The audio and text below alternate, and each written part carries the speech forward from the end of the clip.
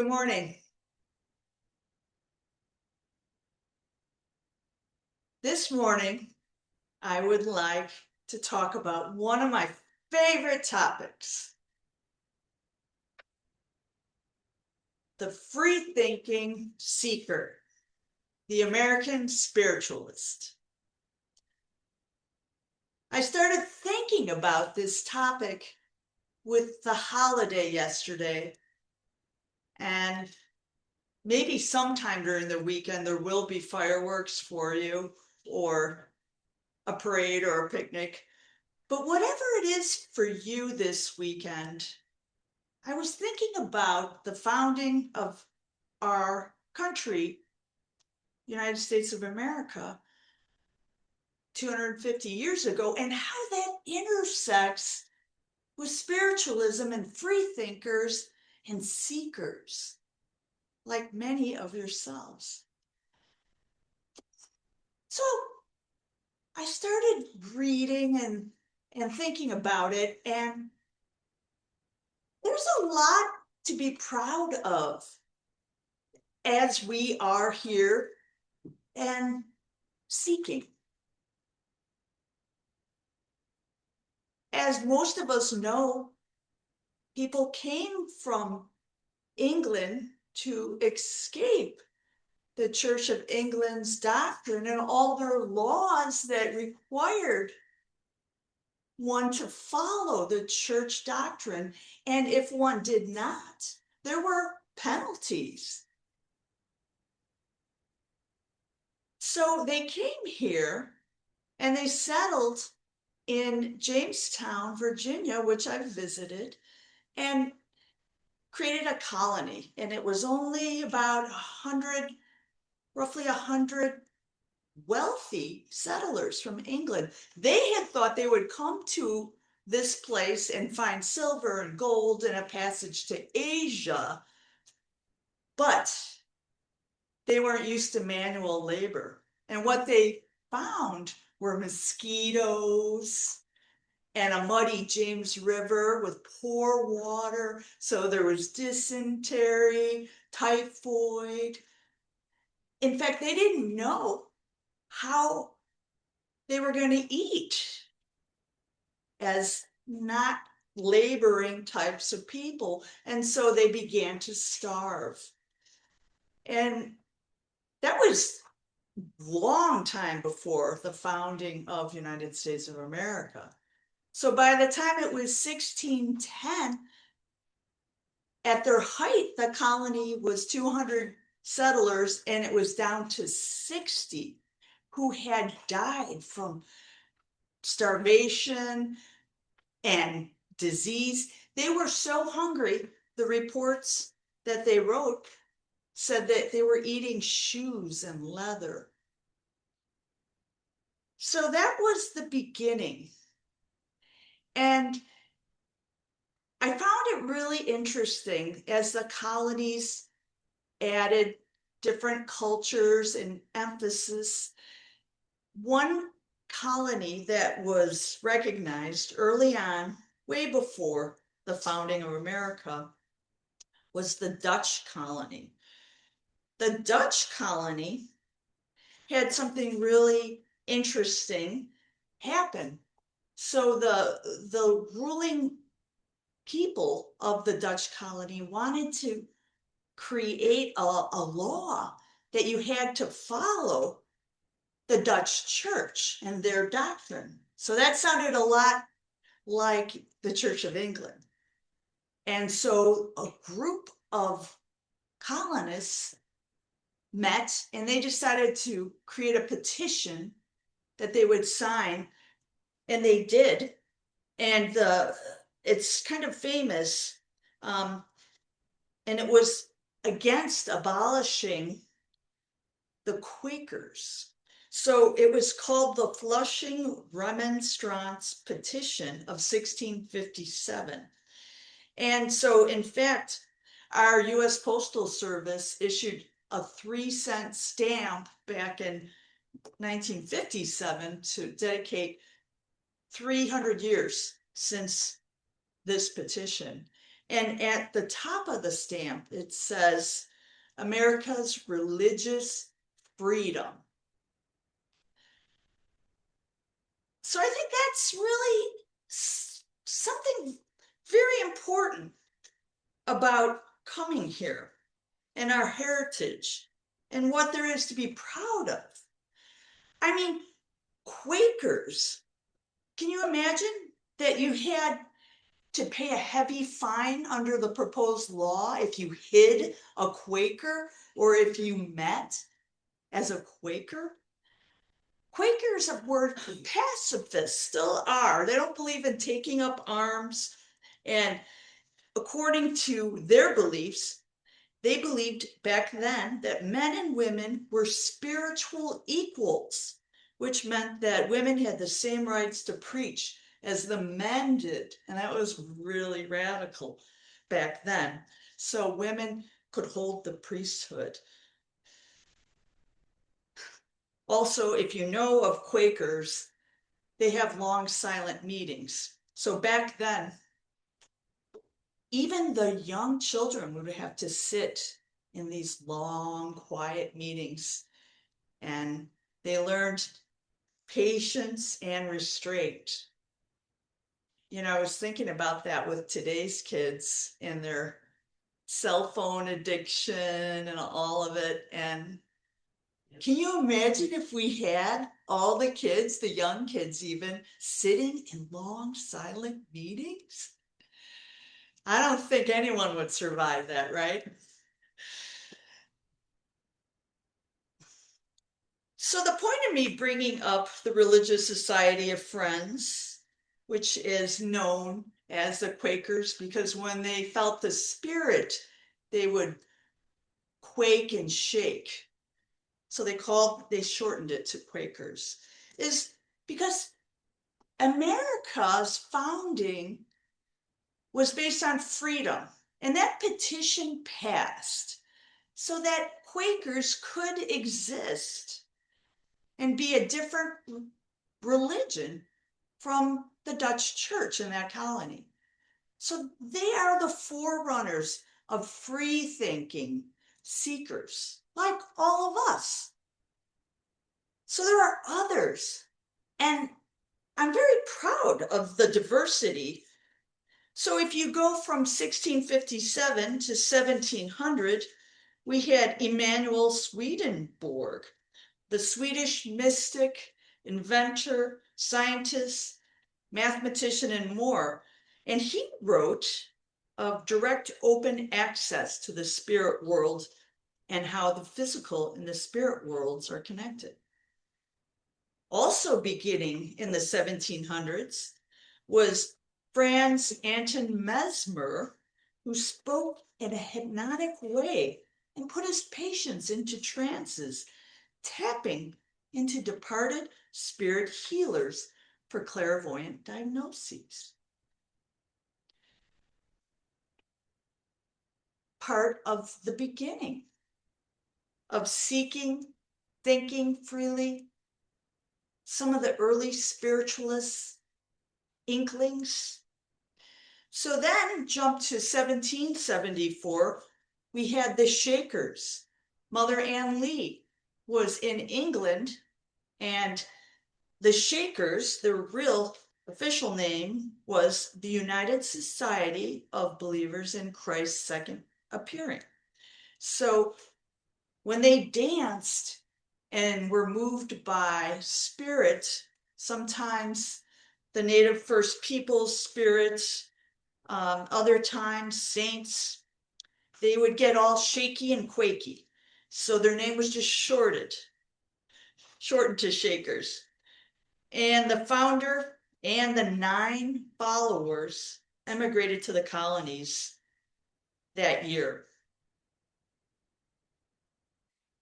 So by the 1800s, fast forward to 1847, which was the year before spiritualism was founded, there was Andrew Jackson Davis, who published a work that was dictated by him in trance to his scribe, an entire book. about the knowledge of spiritual evolution. So he wrote with his guidance about the afterlife and the direct knowledge, prophesizing many things, including almost the exact speed of light. So that was 100 years before the speed of light was calculated. He also, in trance, prophesied that the material world would soon prove that the so-called dead are in daily contact with the living. He wrote, and I quote, "This truth before long will present itself in the form of a living demonstration." So on the morning of March 31st, 1848, Davis woke up and wrote in his journal, and I quote, "About daylight this morning, a warm breathing passed over my face, and I heard a voice, tender and strong, saying, 'Brother, the good work has begun. Behold, a living demonstration is born.'" So that was the day of the Fox sisters hearing the rapping in the cottage. And we know that the start of that was real because we know because the bones of the peddler that was trying to and was communicating with them were exhumed after their transitions. In fact, was in the basement. And some of us have been to the Fox cottage. And it's amazing. I won't get into the whole Fox sister story, but I know that I did a whole sermon on that one. You can find that on YouTube. So what do we have from all of this? From the influence of the advent of modern spiritualism, the Quakers, the Shakers, Mesmer, Swedenborg, Davis, the founding of the United States of America, the founding of religious seekers, religious thinkers. You're the pioneers still, because you are not in a box. You want evidence, you want proof, and you're not settling. You're seeking. I have to add that the free-thinking beginnings of spiritualists were also political. So we're talking the women's suffragist movement. We're talking the quest to be able to wear pants in public and to vote like the men did. Early spiritualists connecting with spirit knew that women and men and races and ethnicities were equal in the spirit world. So they believed that, for example, women could bypass the legal silencing of their voices in public spaces. So early spiritualist women could be priests and other leaders in churches. The other thing about spiritualists is that they were hardcore abolitionists. And as we know, an abolitionist was against slavery. So you probably already heard this story. Forgive me if you have, but our president, Abraham Lincoln, had a spiritualist medium in the White House multiple times. So Nettie Coburn, it's written, had a 1-hour meeting with Abe Lincoln, during which a reporter from I think it was called the New York Gazette was present. And he asked the medium multiple times if he should sign the Emancipation Proclamation ending slavery for those in the Confederate states anyway. They were Confederate controlled. And we know the end of that story, don't we? Fortunately, he did sign it. It was passed. And then that effect snowballed and the rest was history. So this is one of my favorite topics, especially around the 4th of July, because there's so much to be proud of when it comes to being an American spiritualist or spiritualist plus. So when I say plus, I am talking about you, because you often, when we talk, clarify how you're also a free thinker and a seeker, that you are not in a label. I am a spiritualist. I have to do, I cannot believe. Nope. And I wouldn't have it any other way, because I'm not like that. Never was, never will be. I'll always be a seeker.